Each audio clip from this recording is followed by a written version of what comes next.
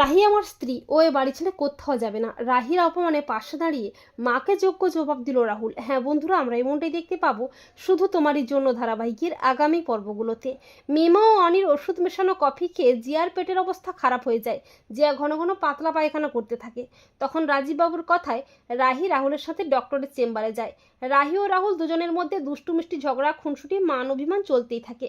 অপরদিকে অনি মায়ের হাতের মার খেয়ে রেগে মেগে বাড়ি থেকে বেরিয়ে যায়।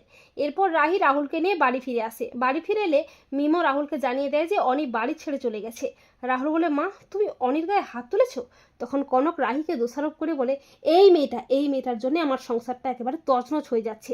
তোমার জন্যই আমার অনি বাড়ি ছেড়ে বেরিয়ে গেছে। গুরুমা ঠিকই বলেছিলেন, তুমি একটা অলক্ষ্যে অপয়া। যাও, এ বাড়ি থেকে এক্ষুনি বেরিয়ে যাও, আমাকে রেহাই দাও। রাহির খুব কষ্ট হয়। রাহুল রাহির হাতটি ধরে বলে, ও আমার বিবাহিত স্ত্রী, ও এ বাড়ির বউ, ও এ বাড়ি ছেড়ে কোথাও যাবে না। রাহুল বলে, রাহি যে যাই বলুক আমি জানি তুমি এ বাড়ির লক্ষ্মী, তুমি কখনোই বাড়ি ছেড়ে কোথাও যাবে না।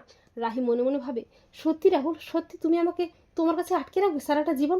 তুমি কি সত্যি আমাকে ভালোবেসে ফেলেছো? তো বন্ধুরা, এমনটা যদি দেখানো হয় তোমাদের কেমন লাগবে কমেন্ট করে এক্ষুনি জানিয়ে দাও তোমাদের মতামতটি।